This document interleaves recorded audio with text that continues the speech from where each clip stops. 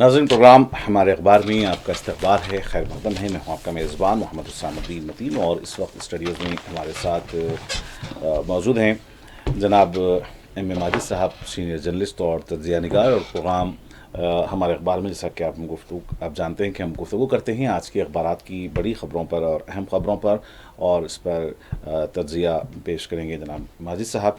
तो आज के अखबारात उर्दू अंग्रेज़ी अखबारात और रियासती और बैनुल-अक़वामी मुल्क की ख़बरों को अगर हम देखें तो अखबारात में बड़ी ख़बर के तौर पर जो ख़बर शाये हुई है वो है नॉर्थ ईस्ट में सैलाब की बदतरीन सूरत हाल आसाम में, और वहाँ पर मरकज़ से फ़ंड्स का भी मुतालबा किया जा रहा है। तो क्या कुछ सूरत हाल है मौसम की, और फिर सैलाब की इस बदतरीन सूरत हाल से जो अवाम बिलख़ुसूस काफ़ी मुश्किलात का सामना कर रहे हैं। इसी तरीके से अगर हम बात करें तो तेलंगाना में कल यौम तासीस तकारीब बड़े पैमाने पर मुनक़्क़िद की गई। मुख्तलिफ़ मक़ामात पर पैगाम कुशाई अमल में आई और वज़ीर आला ने ख़िताब किया। इस मौके पर उन्होंने कहा कि 10 साल से जो रियासत तरक्की से महरूम थी उसे दोबारा तरक्की देने का उन्होंने अज़्म किया है और उस पर वो गामज़न हैं, कोशिश कर रहे हैं। तो किस तरीके की तरक्की तेलंगाना में हुई है रियासत तेलंगाना के बनने के बाद 2 जून को, इस पर भी हम आज के इस प्रोग्राम में गुफ्तगू करेंगे। वक्फ उम्मीद पोर्टल का 6 जून से आगाज़ मुतवक्का है, अखबार ने लिखा है, और औक़ाफ़ी जायदादें रजिस्टर्ड न की गई तो उन्हें मुतनाज़ा तस्वुर किया जाएगा। ये भी उर्दू अखबारात में बिलख़ुसूस पहले सफ़े पर इस खबर को शाये किया है। इस पर भी हम बातचीत करेंगे। इसी तरीके से मुल्क में मदरसों के ख़िलाफ़ मुहिम पर मौलाना अरशद मदनी जो जमीयतुल उलमा के सदर हैं, उनका बयान आया है कि मदरसों के से ही जो है इस मुल्क में ग़ुलामी के ख़िलाफ़ पहली आवाज़ उठी थी, यानी कि अंग्रेज़ों के ख़िलाफ़ जदोजहद में उलमाए कराम और मदरसों का एक बड़ा हिस्सा रहा। लेकिन आज देखा जा रहा है कि मदरसों के ख़िलाफ़ एक मुहिम को छेड़ दिया गया है पूरे मुल्क में। अहमदाबाद में मुसलमानों के 8,500 मकानात को मुनहदिम करने की खबर भी तफसीली तौर पर अखबारात ने पहले खबर पर सफ़े पर शाये की है, और यहाँ बताया गया है कि बग़ैर किसी नोटिस के सुबह के वक्त में इन मकानात को मिसमार किया गया है। और एक तशवीश की खबर यह है कि जिम और कोचिंग सेंटर्स में मुसलमानों को आने ना दिया जाए। मध्य प्रदेश में बजरंग दल और विश्व हिंदू परिषद ये एक मुहिम चला रहे हैं, नई मुहिम। तो वहीं दूसरी तरफ जो है कलबर्गी में नरेंद्र राठौड़ का कहना है कि मुसलमानों को जड़ से ख़त्म कर दिया जाए। ये अभी आज के अखबारात ने इन खबरों को पहले सफ़े पर जगह दी है।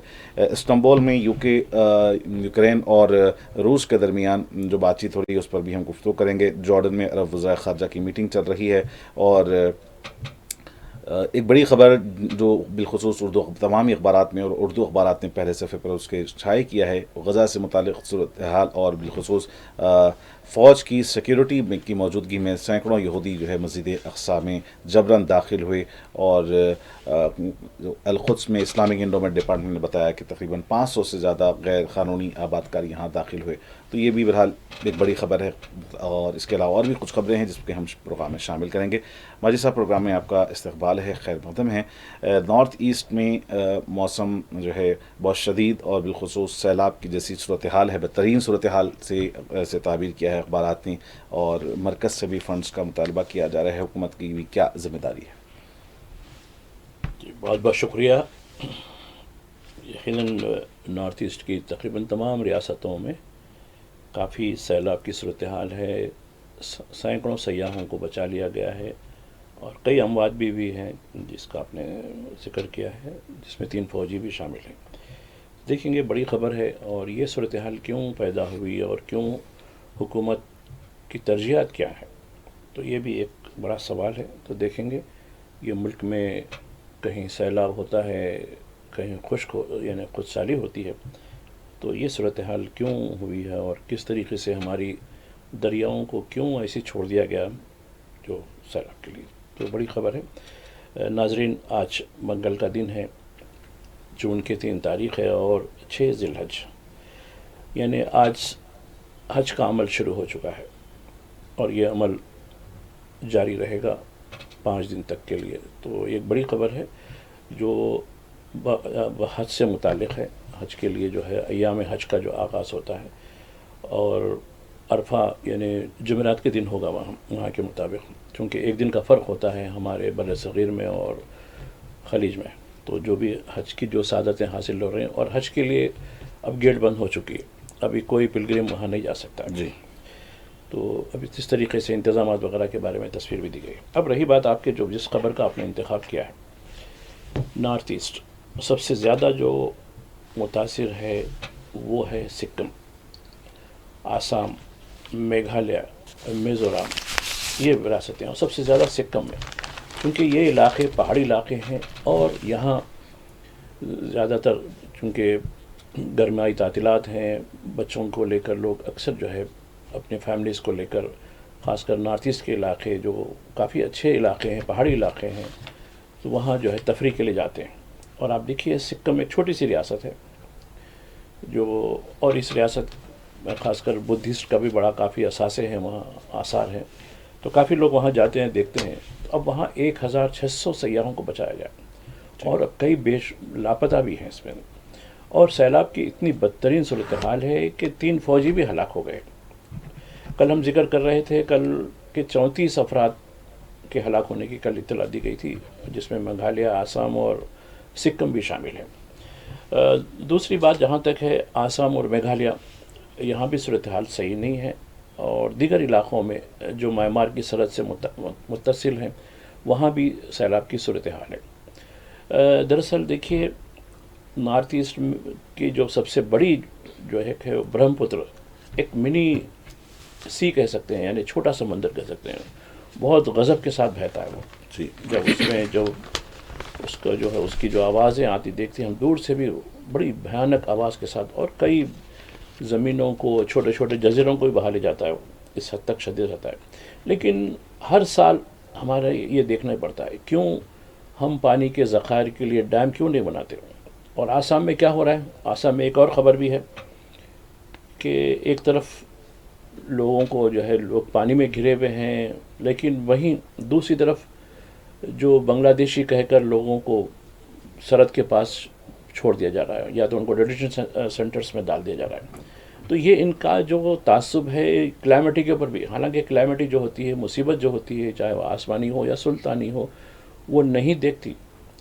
تو مذہب، ذات وغیرہ وغیرہ، بارش ہو، سیلاب ہو یا کوئی اور زلزلے ہو، یہ دیکھ کر نہیں ہوتی کہ یہاں فلاں طبقے کے لوگ رہتے ہیں. تو یہ ایک بدترین صورتحال، اور حکومت پوری طریقے سے ناکام ثابت ہوئی ہے. لیکن ان کی ترجیحات کچھ اور ہیں. ایک تو اس قسم کی ریمپٹ بے روزگاری، اور اس کے علاوہ ایک روڈیوں کی ایک فوج تیار کی جا رہی ہے.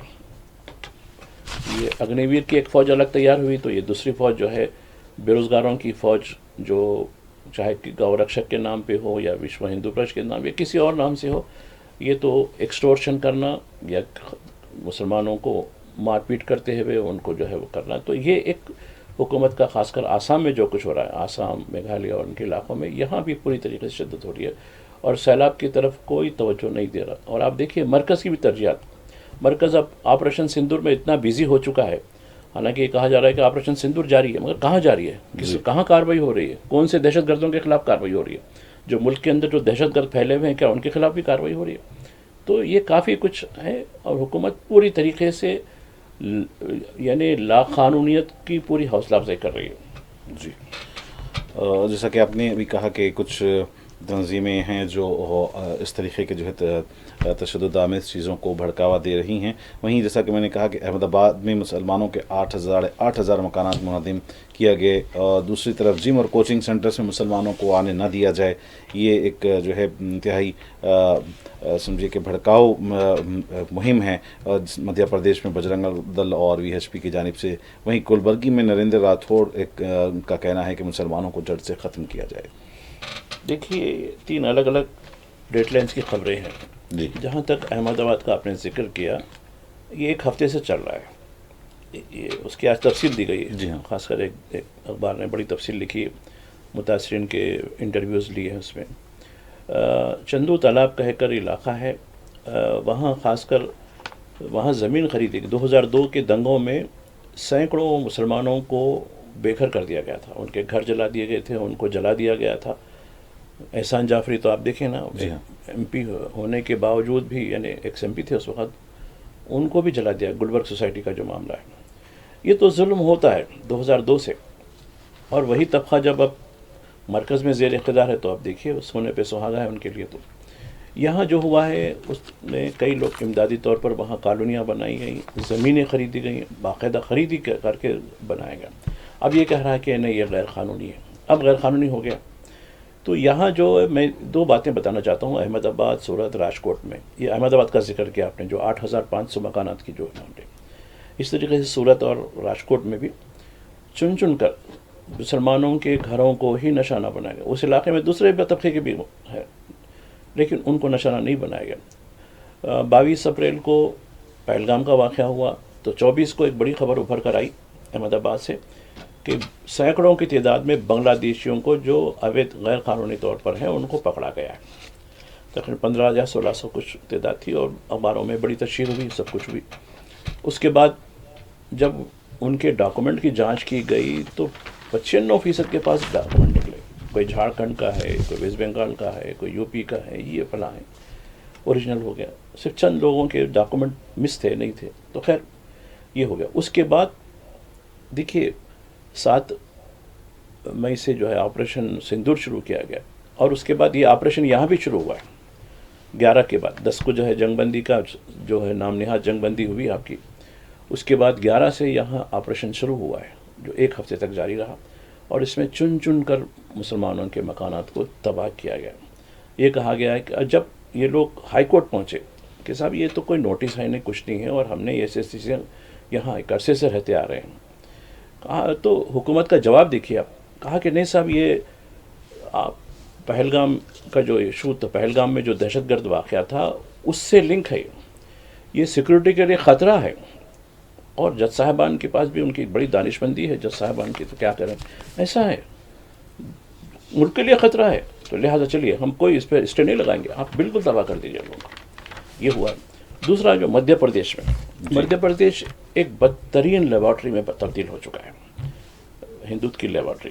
اب دیکھیے پولیس کی موجودگی میں یہ تنظیمیں جو زعفرانی تنظیمیں ہیں جس میں بجرنگ دل، وشوا ہندو پریشد اور دیگر ہیں، ہر کوچنگ سینٹر پر جا رہے ہیں، ہر جم پر جا رہے ہیں کہ یہاں کسی مسلمان کو نہ تو ملازم رکھا جائے، نہ تو ٹیوٹر کی حیثیت سے یا ٹرینر کی حیثیت سے یا پھر کسی اسٹوڈنٹ کو بھی دیا. اور پولیس کی موجودگی میں پولیس اور جو اونرس ہیں ان کو انسٹرکشن دے رہی ہے کہ نہیں نہیں آپ کسی مسلمان کو داخلہ نہیں دیں گے. یہ ہندوستان ہے. اب جو ملک یعنی بیرون ملک دہشت گردی کے جو واقعات ہوئے اس پر ہماری 60 ٹیمیں دنیا بھر میں گئیں، پھیلائیں. اب میں ان سے کہوں گا آپ اس کے بارے میں کیوں نہیں کہتے؟ جب ملک میں آپ کی بات نہیں ہو رہی تو آپ اپنے طور پہ جائیے، اپنے خرچے پہ یا پبلک کے پیسے لے کر جائیے. خیر پبلک کے پیسوں پہ گئے ابھی آپ، سرکاری جو خرچ ہے وہ پبلک کا پیسوں کا خرچ ہے. جائیے جا کے بولیے کہ ہندوستان میں ایسا ہو رہا ہے، ہندوستان میں ایک طبقے کو پوری طریقے سے. اب آپ دیکھیے کل ایک خبر ہم نے دی تھی لکھنؤ میں کہ ڈیٹ لائن سے آئی تھی، یو پی کے ایک فنکشن ہال میں ایک دلت نے شادی کی تو اس پر ایسا حملہ کیا گیا، کہا کہ تیری یہ مجال اتنے بڑے کنونشن سینٹر میں تو یہ شادی کرتا ہے. اس سے پہلے خبر آئی گھوڑے پہ بارات نکالنے پہ تو مار پیٹ کی گئی اور گھوڑا دولہے کو زخمی کر دیا گیا. تو یہ اس وقت مسلمان اور دلت یہ دونوں کو دوسرے درجے کے شہری بلکہ غلام کی حیثیت سے دیکھا جا رہا ہے اور ان کے سماجی بائیکاٹ، ان کے سوشل بائیکاٹ. تو اب نریندر مودی ہندوستان کے وزیر اعظم ہیں، انہیں یہ کہنا چاہیے کہ ملک کے اندر جو کچھ ہو رہا ہے آپ تو بیرونی دہشت گردی کے بارے میں تو بڑی ٹیمیں بھیجائیں، اب اس کے بارے میں کیا روکیں؟ اب یہ پارلیمنٹ کے لوگ آ رہے ہیں، آج میں سمجھتا ہوں کہ آخری بیچ بھی آ جائے گا، اب ان سے آپ ملاقات بھی کرنے والے ہیں ایک ہفتے کے اندر. تب میں ان اپوزیشن کے ارکان پارلیمنٹ سے کہوں گا کہ جب ان سے ملاقات کریں گے آپ، جب بیرونی دہشت گردی کے بارے میں آپ نے ساری دنیا کو بتایا تو وہ ارکان پارلیمنٹ ان سے کہیں کہ ہاں صحیح صاحب یہ ایک کام تو ہوا ہے ہمارا، اب ہم دوسرا کام کرنے جانے والے ہیں، اپنے طور پر جانے والے ہیں ملک کے اندر جو دہشت گردی ہو رہی ہے وہ بتانے کے لیے. تو جب تک ان کو آئینہ نہیں دکھائیں گے یہ سدھرنے والے نہیں ہیں. ایک طرف تو جہاں پر مسلمانوں کے گھروں کو نشانہ بنایا گیا، جیسے آپ نے بھی تفصیل سے اس بات کا ذکر کیا کہ کس طریقے سے یہ دہشت گردی چل رہی ہے، وہیں بالخصوص مدرسوں کو بھی ایک ٹارگٹ بنایا جا رہا ہے. اس کو لے کر مولانا ارشد مدنی صدر جمعیت العلماء ہند کا ایک بیان سوشل میڈیا پر بھی چل رہا ہے، وہ آج کے اخبارات میں بھی کافی تفصیل سے ان کے اس بیان کو جگہ دی ہے، جس میں انہوں نے کہا کہ ان مدرسوں کے متعلق مہم چلائی جا رہی ہے جو مدرسوں نے اس ملک کی آزادی میں حصہ لیا، اور ملک کی غلامی کے خلاف پہلی آواز مدرسوں سے اٹھی، اور علماء کرام اور مدرسوں نے سمجھیے کہ بڑا کارنامہ جو ہے جنگ آزادی میں ادا کیا تھا۔ دیکھیے، مدرسوں کو کمزور کرنے کے لیے جیسے یہ حکومت آئی 2014، دیکھیے اب آج کل بقرعید کا موقع چل رہا ہے، جی، یہ جو مویشیوں کے جو چرم ہوتے ہیں اس سے مدرسوں کی امداد ہوتی ہے، تو حکومت نے کیا کیا، چرم کا بالکل سسٹم ہی ختم کر دیا، ارے ان سے جو ہے ریونیو آتا ہے مدرسوں کو، مدرسے اس سے چلتے ہیں۔ تو انہوں نے دیکھا کہ باوجود چرم کے بغیر بھی مدرسے چل رہے ہیں، کیونکہ مدرسوں کا جہاں تک معاملہ ہے یہ لوگ بڑا توکل کرتے ہیں، کسی نہ کسی طریقے سے ٹھیک ہے مینج کر کے چلا رہے ہیں۔ اب آپ دیکھیے گزشتہ ایک ہفتے میں یو پی کی طرف سے 439 مدرسوں کو ختم کر دیا گیا، بنا کسی اس کے کیا نہیں اس کا رجسٹریشن صحیح نہیں ہے، یہ اس میں فلاں ہے، یہ زمین پہ جو ہے وہ اجازت نہیں لی گئی تھی، یہ کمرہ اس کا جو ہے وائلیشن کیا گیا، یعنی ایک ایک چھوٹی چھوٹی چیزوں کا جو ہے انہوں نے کرتے ہوئے بڑھا دیا۔ اب یہ وقت آ گیا، اور آپ دیکھیے جنگ آزادی کا جو ہے سب سے بڑا جو معاملہ ہے دیوبند اور بریلی سے آیا تھا۔ میرٹھ میں جو پہلی جو جنگ آزادی کا جو بگل بجا گیا تھا وہ علماء کرام تھے، انہوں نے فتوے جاری کیے، اور خود انگریز مورخ لکھتے ہیں کہ یہ یعنی 1857 کے بعد، یعنی جو پہلی جنگ آزادی ہوئی اس کے بعد یعنی دہلی یعنی پٹنہ سے لے کے پشاور تک یہ دو علاقوں کا ذکر انہوں نے کیا ہے، تقریباً راستے کے ہر درخت پر جو ہے مسلم علماء کے جو ہے یہ قائم مطلب ان کے جو ہے سر لٹکے ہوئے تھے، اس حد تک بربریت کی گئی۔ تو یہ ملک کو بچانے میں، ملک کی آزادی میں مدرسوں کا بڑا رول رہا، اور ارشد مدنی جو ایک بڑے جہدکار بھی ہیں، جمعیت علماء کے صدر بھی ہیں، اور خاص کر جو لوگ جیلوں میں بند ہیں ان کے لیے بڑی قانونی مدد بھی کر رہے ہیں، انہوں نے ایک کنونشن بنانے کا اعلان کیا ہے کہ مدرسوں کو بچانے کے لیے جس طریقے سے پرسنل لا بورڈ وقف کے بچانے کے لیے، دستور کو بچانے کے لیے ایک مہم چلا رہی ہے، تو اب یہ مدرسوں کے رول پر اور مدرسوں پر خاص کر جہاں جہاں بی جے پی کی حکومتیں ہیں کس حد تک اذیتیں دی جا رہی ہیں، تو یہ اس کے اوپر ان کو پیش کرنا ہے، اور مدرسوں کے بارے میں کس طریقے سے زہر اگلا جاتا ہے، کس طریقے سے ایڈمنسٹریشن جو ہے قانون کو اپنے ہاتھ میں لیتے ہوئے ان کے خلاف کارروائی کر رہا ہے، اس کے خلاف ایک آواز اٹھانی ہے۔ ناظرین، اور بھی موضوعات ہیں اس پر گفتگو کا سلسلہ جاری رہے گا، لیکن یہاں ایک وقت تو چلا ہے مختصر سے وقفے کا، لوٹتے ہیں چھوٹے سے بریک کے بعد۔ ناظرین، پروگرام ہمارے اخبار میں وقفے کے بعد دوبارہ آپ کا خیر مقدم ہے۔ وقف سے متعلق ایک اوقافی جائیدادوں سے متعلق ایک بڑی خبر اخبارات میں آئی ہے، وہ یہ ہے کہ وقف جائیدادوں کے رجسٹریشن کے لیے ایک ویب سائٹ اور یعنی امید پورٹل کا 6 جون سے آغاز متوقع ہے، اور اوقافی جائیدادوں رجسٹرڈ نہ کی گئیں تو انہیں متنازع تصور کیا جائے گا۔ دیکھیے، قانون وقف وہ جو ہے اس وقت عدالت میں سماعت خود کی ہو چکی ہے، جی، ابھی عدالت کا فیصلہ آنا باقی ہے۔ عدالت کے فیصلے آنے سے پہلے ہی حکومت نے یہ کارروائی شروع کر دی، تو اس سے آپ اندازہ لگائیے یہ کس حد تک عدلیہ کی یہ تعظیم کرتے ہیں، یہ کس حد تک قانون کی پاسداری کرتے ہیں۔ اور آپ دیکھیے بے شمار جائیدادیں وقف کی، چاہے وہ قبرستان ہو، مساجد ہو، خانقاہیں ہوں، سینکڑوں سال پہلے سے۔ اب آپ دیکھیے 12ویں صدی سے مسلمانوں نے یہاں وقف کا نظم شروع کیا ہے، 12ویں صدی سے جب دہلی سلطنت جب شروع ہوئی تھی، جو سلیو ڈائناسٹی، تو جب سے وقف کا نظم شروع ہوا، اب آپ دیکھیے پہلا جو وقف جو دلی میں تھا مسجد قوت الاسلام، جی، جو مہرولی میں جو قطب مینار سے متصل ہے، آپ خیر وہ تو اس کو تو نماز کے لیے تو نہیں کھولا جاتا، بند کر ایک کھڈر کی طرح رکھا گیا اس کو، تو ایسا اب اس کا وقت کہاں سے نکال کے لائیں گے، اس کا رجسٹریشن کہاں سے نکال کے لائیں گے، اس زمین کے دستاویز کہاں سے نکال کے لائیں گے۔ اس طریقے سے جامع مسجد جو ہے دہلی کی جامع مسجد ہو، یا حیدرآباد کی مکہ مسجد ہو، یا بھوپال کی مسجد ہو، اب یہ دستاویزات کو جو ہے رجسٹریشن کرنی ہوگی، تو اب جو نہیں ہے رجسٹریشن وہ متنازع ہو جائے گا، اب اس کے بعد کوئی بھی کیس ڈال سکتا ہے۔ اس طریقے سے آپ کو پریشان کرنا، آپ کے اوپر عرص حیات تنگ کر دیا گا۔ یہی کہہ رہا ہوں میں کہ اب جس طریقے سے وقف قانون کے خلاف پوری اپوزیشن جماعتوں نے آپ کے ساتھ کھڑے رہے, مسلمانوں کے ساتھ کھڑی رہیں.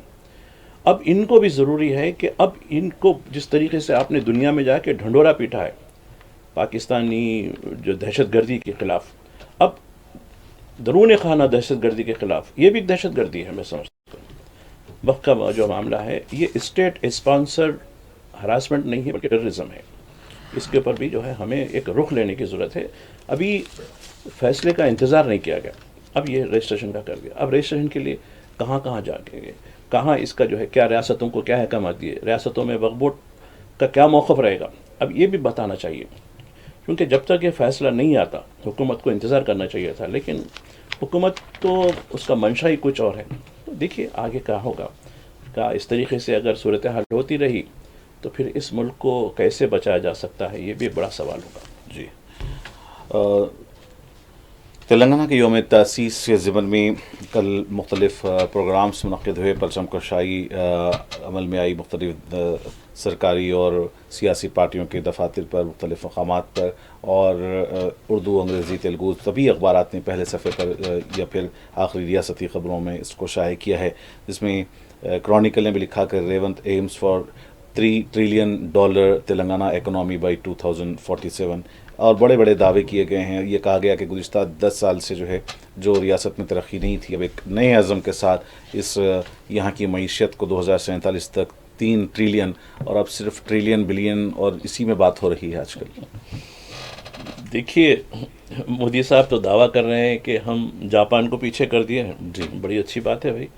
تو پھر میں دیکھ رہا تھا خود کئی ہمارے جو, چونکہ مجھے اکنامکس کا سبجیکٹ تھوڑا مجھے مشکل رہتا ہے, جب میں اکنامکس پڑھ رہا تھا تو بڑا مجھے بھی مشکل ہو رہی تھی, مجھے سمجھ سے بالا تر مجھے لگ رہا تھا یہ سبجیکٹ. اب میں دیکھ رہا تھا بڑے بڑے اکانومسٹ کو, جی, رنگا راجن صاحب کو بھی جو ہمارے گورنر رہے RBI کے, تو ان کو بھی دیکھ رہا تھا, اور دیگر جو ہمارے اکانومسٹ ہیں انہوں نے بڑی ہنسی اڑائی اس کی. یہ کیسے ہو سکتا ہے, جاپان کی آبادی, جاپان کی فی کس آمدنی, ہندوستان کی آبادی, ہندوستان کی فی کس آمدنی, یہ کوئی کمپیر ہی نہیں ہے. لیکن دعویٰ تو بڑا ہو گیا, ہم نے جاپان کو مساوی ہو گیا, جاپان کو پیچھے کر دیا.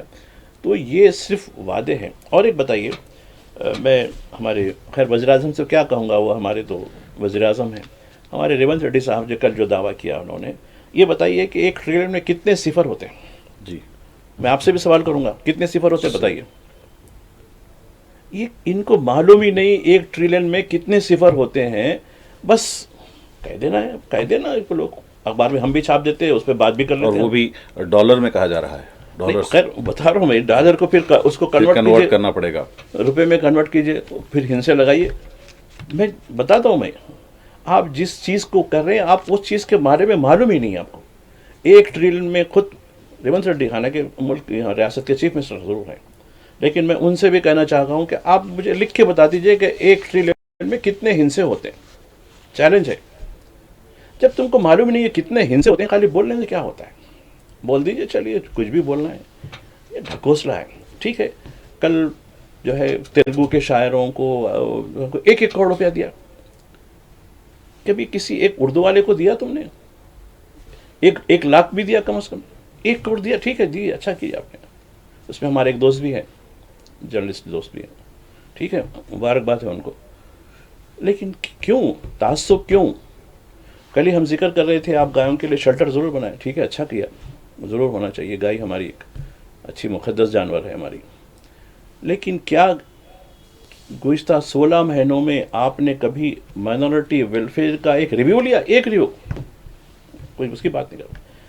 ڈھکوسلا بنا, حج ہاؤس ایک کھنڈر بنا ہوا ہے جہاں مائنورٹی کے ادارے کام کر رہے ہیں. تو یہ بالکل جو ہے چہرہ سامنے کچھ ہوتا ہے, پیچھے کچھ ہوتا ہے, تو اس سے کچھ ہونے والا نہیں ہے. تو میں سمجھتا ہوں کہ ٹھیک ہے, ایک رسم ہے تاسیس سے, چلو سالگرہ جیسے ہم برتھ ڈے مناتے ہیں نا, ویسے برتھ ڈے منا لیجیے, چلیے کر لیے, کچھ اعلانات کر دیجئے, لوگ خوش ہو جائیں گے, اخباروں کو اشتہار دے دیجئے, کچھ لوگوں کو جو ہے بانٹ لیجئے, جیسا گڑ بانٹ لیتے ہیں اپنے آپس میں, ایسا بانٹ لیجئے کہ 1 کروڑ روپیہ کیا ہونے کا ہے.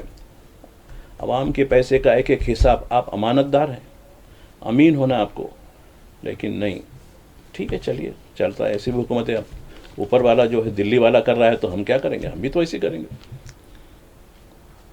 ناظرین, بین الاقوامی خبروں کی جانب آتے ہیں, اور جہاں سب سے پہلے ہم بات کریں گے غزہ کی, تو پھر وہی وہاں صورتحال انتہائی تشویشناک بنی ہوئی ہے.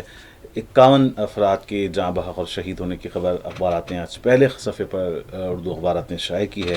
وہیں دوسری طرف یہ بھی خبر آ رہی ہے جو افسوسناک ہے کہ فوج کی سیکیورٹی میں سینکڑوں یہودی مسجد الاقصی میں جبراً داخل ہوئے، اور وہاں کا القدس کا جو اسلامک انڈومنٹ ڈپارٹمنٹ ہے ان کا بیان آیا ہے کہ تقریباً 500 غیر قانونی آباد کار جو ہے یہاں پر داخل ہوئے اور انہوں نے حالات کو خراب کرنے کی کوشش کی. اور دوسری جانب غزہ میں بمباری اور پھر بھوک مری اور اس کا سلسلہ بدستور جاری ہے. اس چیز کے ساتھ ایک اور چیز بھی جوڑ لیجیے گا. جی. عرب وزرائے خارجہ کی جی. کانفرنس، میں پہلے اسی سے شروع کروں گا.